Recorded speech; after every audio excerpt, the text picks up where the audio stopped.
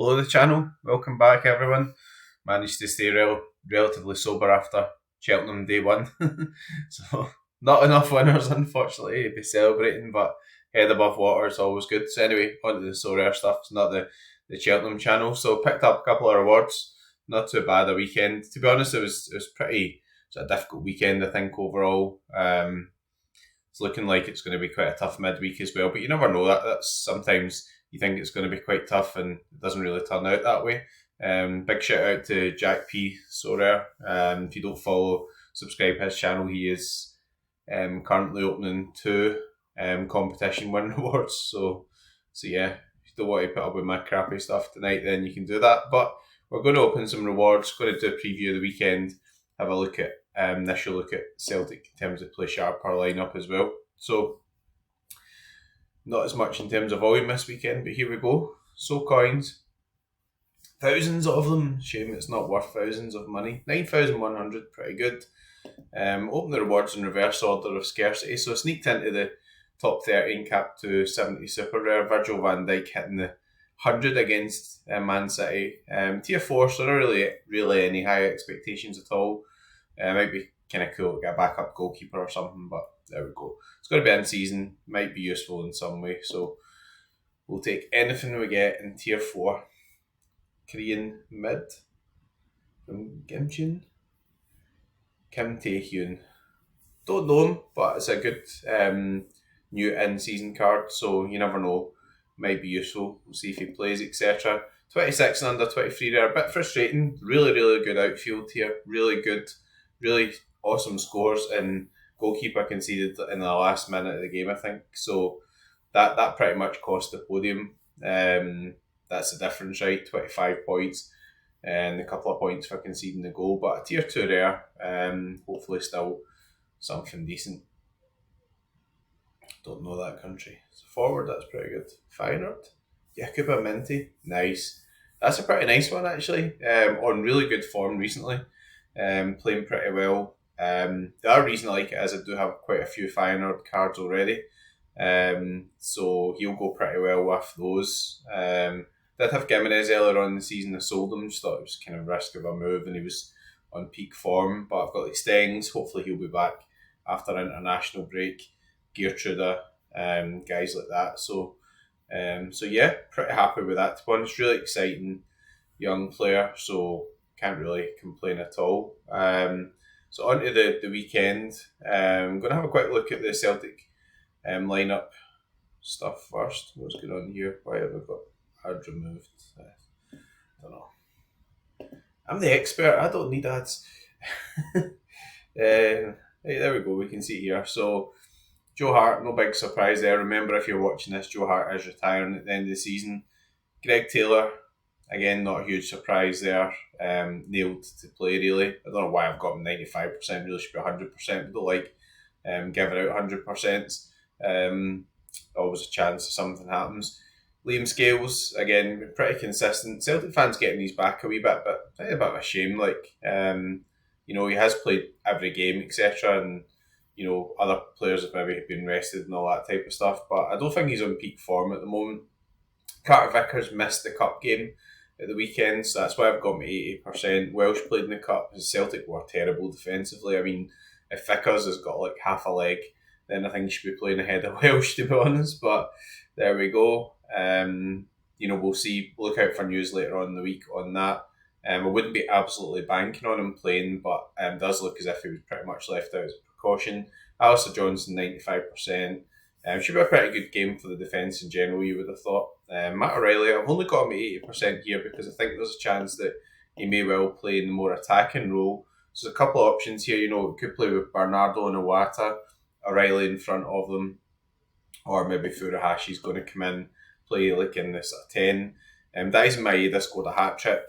Ida wasn't on his best form, but, think he offers something to the team there. I wonder whether we can get Furuhashi in there too. And Nicholas Kuhn was really, really good. Best performance in a Celtic shirt, no doubt about it. So that's my predictions for the weekend. We'll cover that off again when we get to the actual lineup builder, but I'm going to have a quick look and see what the best sort of fixtures for this week are. I've got this set to clean sheet percentage and not expected team goals. We'll have a look again at the clean sheet percentage. So I like to have a look at this first, expected team goals. Just because obviously decisives on Sorare. So Bayern Munich, not a huge surprise there against Darmstadt. I think most teams against Darmstadt have been projected pretty high.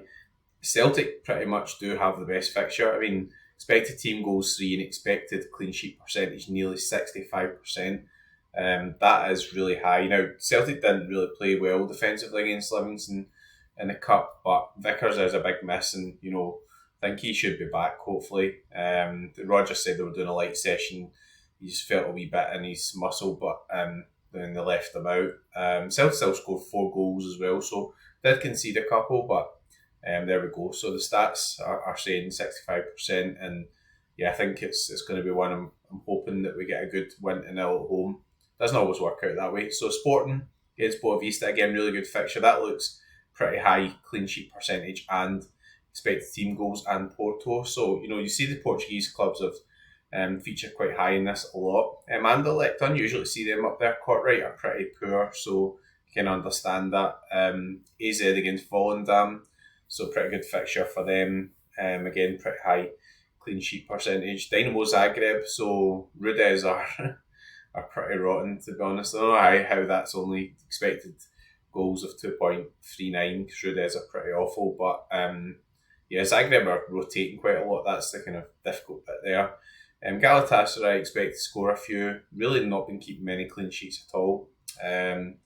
Independiente del Valle, I don't know how many sort of licensed players they've got. Cercle Bruges against RWDM, as they're known, Racing White Daring Molenbeek. Lyon's feeder club, I think. HSV are Hamburger. So again, this filtered to team goals. I expect team goals 2.2. Monaco, quite pleased Mandzuki's kept his place there ahead of Cohen. I think Mandzuki's a really good goalkeeper, to be honest. So would say that I own him now. So I bought one kind of straight away. Salzburg, pretty good fixture there. PSV are just been awesome this season. So you've got River Plate playing Gymnasia, who've been quite poor as well. And we'll have a look at the clean sheet expectations. The other thing about this weekend is not Liverpool play Man United in the Cup and stuff like that, so you're missing some of the EPL stuff. So could be more an All-Star weekend or one of the last renditions of All-Star, really. That's going to be available to obviously other clubs. So Zagreb and Celtic, highest clean sheet chances. Sociedad appearing up there, that's quite interesting. So not appearing as high in expected team goals, but high in terms of expected clean sheets. Sporting, Porto, Hajduk Split, they seem pretty good this season. They've appeared quite a few times in this. Benfica, I don't know about Benfica at the moment. I mean, they look as if they're struggling a bit, I must admit. Big game against the Rangers at Ibrox this week, so that'll be kind of interesting. They really need results now. I mean, they're falling behind a bit in the league, so there we go. Maybe they'll get their act together at some point. If they get a good result in Scotland, then that might buoy them for the rest of the season.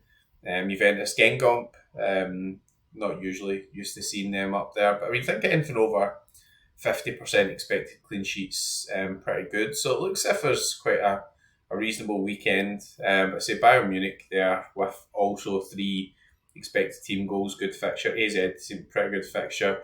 It's not that's the other Barcelona. That's not Barcelona in Spain. And Celtic, probably for me the standout fixture. So I would say that. I always would say that, wouldn't I? There we go. So I'm not going to blabber on too much because we'll have more time this week, and I'm going to get the lineup builder up, I think, tomorrow. Spend a bit more time on it because I'm sort of focusing on Cheltenham this week, and that will take my mind off losing money to the bookies probably. So I'm going to go and see what Jack P's won. I really hope, buddy, you get some good pulls. Very helpful guy. He's got his own channel. I know at this point I should be saying like and subscribe to my own channel, but if you want to see some star rare openings, then give the big man's channel a shout. If you're playing midweek with end in customary fashion, good luck and go for it.